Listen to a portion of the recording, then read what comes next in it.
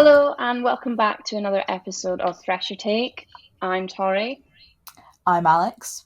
and today we're going to be speaking about the darker evenings, which obviously, as we can all see, it gets a lot darker earlier, and it has done for a couple of months now. We also want to go over things and give out some information on seasonal affective disorder, which a lot of people may struggle with at this time of the year. And we're going to have a brief run through of coping with darker evenings, some safety advice that you should maybe listen to for when you're outside in the dark, and some activities that can keep you busy while you're at home. So, Alex is going to start off with talking about how you can cope during the darker evenings. Indeedy, I am. So, darker evenings can leave the day feeling quite short. It's getting dark between 4 p.m. and 5 p.m., and it feels as though the day is over a lot quicker, especially if we end up accidentally treating ourselves to a lie, in which, not going to lie, I am one of those people who does that. Yep. So, yeah. So, you can end up feeling like your days in this season aren't very fulfilled, and that can end up really, affecting you, affecting your emotions. One basic way to help with this is trying to wake up a bit earlier. It doesn't have to be, bang on 6 a.m. start. That's not what we're suggesting, but just waking up maybe an hour and a half earlier than you usually do means you can soak up some extra daylight, which can overall just make you feel just a bit brighter and a bit more motivated. Going on from that, creating a routine, particularly at night, can be very helpful. And it means that as the evening is getting darker, you'll be used to settling the day down. So, for example, you could decide to cook your tea at 5, watch some TV for an hour, or do some reading, or do one of your favourite hobbies for a couple of hours, and then start getting ready for bed, because it allows you to sort of have a more natural, more relaxing wind down to your day. Then there is also the fact of trying to use the daytime to get everything you need to get done for that day. So if you create a routine of using the light hours to potter about, whether that's doing chores, some shopping, or studying, then when it starts getting darker, you can start to relax and enjoy some well-deserved downtime. It's so easy to, look online to find out what the daylight hours are going to be for the day. So if you plan what you want to do around those hours, then when it starts to get dark, you can have everything done. And then something else you can do is just light up your house a bit more as well. Treat yourself to some fairy lights. I don't doubt that people will still have fairy lights or light up things left over from Christmas, which can make your living space, a lot brighter, a lot more sparkly. And, having a nice environment like that will enhance your mood and make staying in when it's dark a bit more fun. And now Tori is going to go into some safety advice for you all. Yeah, so obviously when it gets darker in the evenings, it makes it a bit more challenging for getting around. We can't prevent being out in the dark. Sometimes we've got to travel to our jobs, we've got to come home from uni, even walking home from somewhere. You could be attending a society, social, or meeting up with a friend. And because it gets darker earlier, you could be, having to come home at 6 o'clock and it's pretty dark outside, and it might just feel a bit unsafe. A lot of people can get a bit of anxiety when out in the dark. So here are some safety tips for when you are out in the dark. So where possible, try and walk with someone, particularly if it's after a night out, because obviously that will be a lot later. But whether that's a flatmate, a work colleague, or someone from your course, you'll instantly feel safer if you have someone with you. But obviously this isn't always possible. So try and make sure that your phone is charged, pretty high, or at least 50% whenever you think you might be out in the dark. Just because if you run into a problem or you get a bit anxious, you can just phone someone. It can be someone that, like, someone from your family or a friend, and you can just chat to them while you're walking to wherever you need to get to go to. But also, if you do run into an issue, then obviously you have your phone with you and you can phone whoever you need to make sure that you get yourself out of that situation. Try and stick to the streets that have lights. You will instantly feel so much safer and less anxious walking down a street with lights rather than, like, say, for example, a dark alleyway. I know that the lights switch off at a certain time, I think it's like 11 o'clock or 12 o'clock. But obviously, with it being darker earlier, there should be plenty of streetlights kept on around 5, 6, 7, 8 o'clock. So yeah, try and avoid like alleyways, and just stick to like even main roads where there's a lot more cars. If you ever feel unsafe when you're approaching someone or something that's making you feel a bit wary, you should turn around and walk the other way. Your safety is a priority, and you shouldn't have to feel like you have to walk past something that's making you feel anxious or in danger. And if it is something that you feel like you are in danger of, or perhaps someone else, don't be afraid to call 999 in an emergency, or 101 with perhaps a non-emergent urgency, so that you can report it to the police, whether that's for yourself or for someone else that you might see that is struggling and has run into an issue out in the dark. If you feel there is danger, then it is important to keep yourself and others safe. And just for when you're at home, just remember to be wary of when you're answering the door. Sometimes it could just be your friend just popping in to say hello. But if it's an unexpected visitor, you should always try and have a look and see who it is. You know, whether you've got a peephole, have a look through there, or keep the door on the chain when you're opening the door. Or if you don't have any of those, then maybe just shout through the door, who is it? And if it's your friend, then obviously let them in. And if it's someone that you're not sure about, then don't feel pressured to answer the door. So Alex is going to speak about seasonal affective disorder now, some information and what you should do if you think you're suffering with symptoms. Yes. Now, all the details of this forthcoming section that I'm going to talk about have been confirmed by the NHS website, and should anyone need any further information, you can go to www.nhs.uk and search SAD to find out more. Now, SAD, also known as seasonal affective disorder, is known as depression which comes and goes due to the change in seasons, particularly during the winter due to darker nights. However, it is possible that some people may feel sad during the summer but happier during winter. It can go both ways. SAD has no known cause but is suspected to be due to a lack of sunlight during darker evenings in autumn and winter.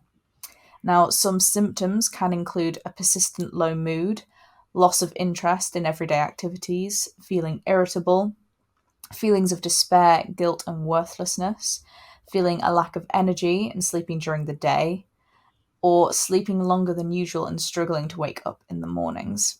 And this overview comes from if you go to www.nhs.uk/mental-health/conditions/seasonal-affective-disorder-sad/overview. Now, if you feel you are experiencing any of these symptoms, then it's important that you reach out to your GP or contact the Student Wellbeing Centre by phone, and their number is 01522 886 400. Or you can email studentwellbeing@lincoln.ac.uk. And what is very important to remember is that you are never alone, and that you can always reach out to someone if you feel you are in need of help, whether that be a professional or someone personal in your life. There are so many resources and people out there to help you. And now Tori is going to go into some activities you can do to keep you busy at home. Yes, and I think having the darker evenings, it's a nice excuse to stay home. But of course, we don't always want to stay at home. So we want to try and make it a bit more exciting. So a few things that you could do is you could try and cook or bake a new recipe. You don't have to be a 5-star baker or chef for that matter. I'm definitely not, but I still give it a go. It could be a really nice gourmet dish, or it could just be something plain and simple. But trying something new is fun, and it might be something that you can add to your favorite meals. I quite like to meal plan, not all the time, when I'm organized. And sometimes during the week, when I put a list of everything that I'm going to have for my tea, say a Friday or Saturday night, I might try something new, something that I could find online or some of the cookbooks that I've got. And obviously, if you're vegetarian or vegan, or you have some dietary requirements, then this could be something fun that you can add to your list of things that you can eat. You could design your own homemade den. I did this a lot during lockdown. So if you just grab some duvets, some blankets and some pillows, and probably some chairs to just kind of hold it all up for you so it doesn't fall on your face. You can relive your childhood for the night. So just bring loads of snacks, grab some popcorn, or chocolate, crisps, and your TV remote, and just start watching whatever it is you fancy watching while you're in your den. And along with that, you can have a movie marathon. There are plenty of Marvel or Disney fans out there, so I don't think you'll struggle to find favorite films. But yeah, if you do choose to have a movie marathon, like say for example all the Marvel films in chronological order, you will be set for a long time. Personally, I haven't done that, but I've been meaning to. But eventually, yeah, I should get around to doing that. Or you can just pull out one of your old favorites, and binge watch a TV show. Because again, a TV show will last you a long time. I think journaling in a diary is a really good thing that you could do in the evening. Particularly, I like to journal before you go to bed. It can sometimes feel us like leaving down, and a lot of the time, some people feel isolated. So if we journal more in the evening, we'll be expressing feelings, and it can prevent a heavy buildup of emotions. So if you don't have a journal, you can easily go out and get one from like WH Smith or Paper Chase or even like an Asda. Um, or if you do have one, then try and make it part of like say the routine that we were talking about earlier. Because it helps you wind down, and then also you might feel a bit better when you wake up the next day without having such a heavy weight of emotions. And the final thing that we're suggesting you could do is a game night with your flatmates. Now, I personally love game nights, although they can get very intense. It depends how competitive you are. But you can pull out Monopoly, even just a deck of cards or Jenga, and just make a whole night out of having a laugh with your friends. There's so many games out there, whether that you want to do it on a device, on a PC, Nintendo Switch, Xbox, or just plain old fashioned board games, which can never go wrong. Um, we should definitely just have a game night with your friends and just have a laugh. So we have an activity for everyone this month. We'd like you to choose a free night of the week that you might have and just plan a fun night in. It could be by yourself or it could be with your flatmates. You can also pick from the list of activities that we've suggested, or you could use one of your own ideas and pick something that you just love to do on a night in and just have fun. Like Alex, what would you do if you're going to do this activity? What would your favorite thing to do on a night in? You see, I've got like a list of things that I like to do because I spend most of my time inside. Like, I'm not a going Yeah. out person. So, one thing that I've really gotten into recently is scrapbooking.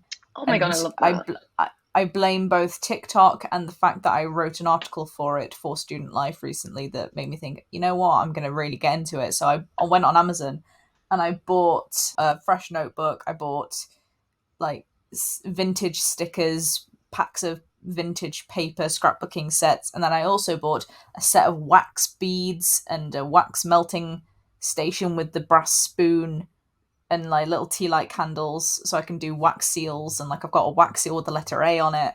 So I've been Oh, that's really so getting cool. into that recently, which has been really, therapeutic, especially like if when I'm like sat where I'm sat and my curtains are just a bit open and it's a bit dark outside, I put my station on my windowsill and just a little tea light from the candle is just it's just the most aesthetic warming thing I think Yeah. that I have, and it's just really pleasant.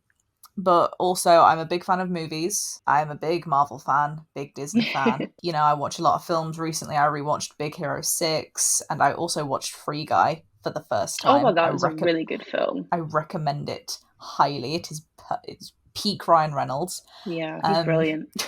I also, well, because I'm just gonna plug myself just because why not? Something else that I like to do is because I'm a writer, and there's a big literary community on Twitter, so I always like going on there and just seeing how everyone's doing, seeing what books people have got out, what work people have got out in journals. And I also like to plug my own book because I have been recently published. I recently published a poetry Ooh. book, called Jack of All Tales, which is available on Amazon for the very reasonable price of £7.71.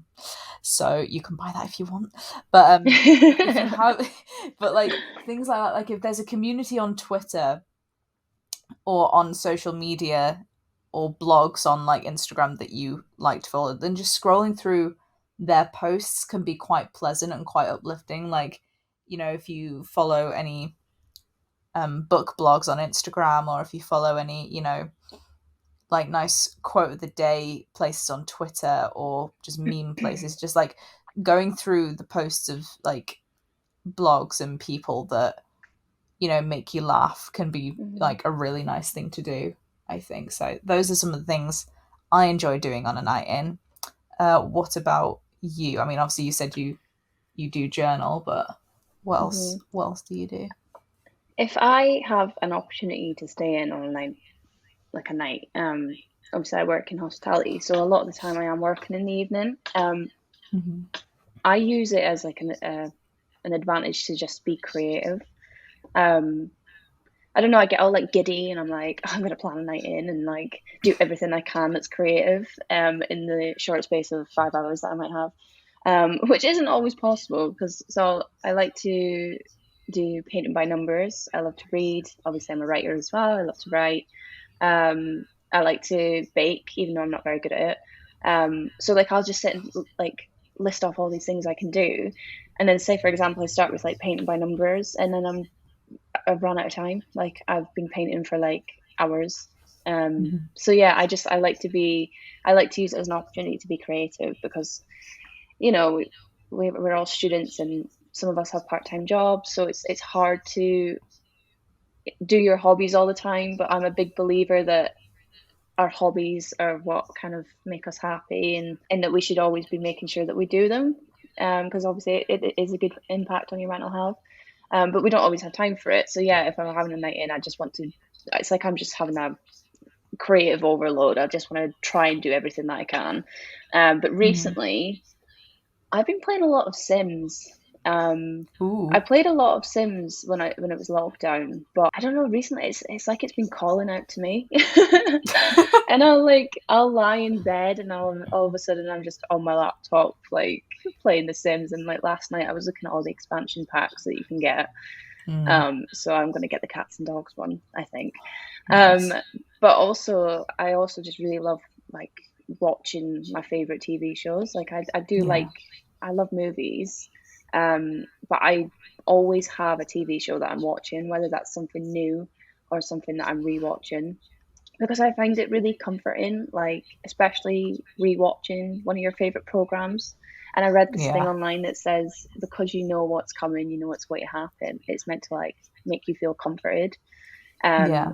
so I always have the TV on, which you maybe shouldn't do, but I'm not always sat watching it. I just kind of leave it on, and then I'll start doing the dishes, and I don't Yeah. know, go upstairs, do whatever, and I come back down and like I'm like, oh my god, this bit's happening, and then I might rewind it and stuff. But yeah, Yeah. there's so many things I love to do on the night in. But yeah, mostly being creative and just having a bit of me time as well. I like doing yoga as well and journaling. Yeah. So there's so many things.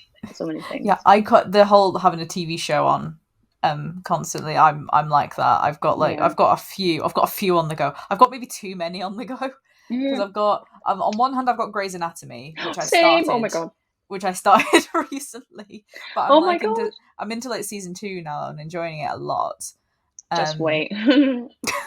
I know they're still ongoing. God. Mhm. But I'm rewatching The Defenders. I've nearly finished my rewatch of that, and I'm also rewatching Daredevil purely because of seeing Charlie Cox in the Spider-Man No Way Home film. Spoilers if you haven't seen it, but he's in it.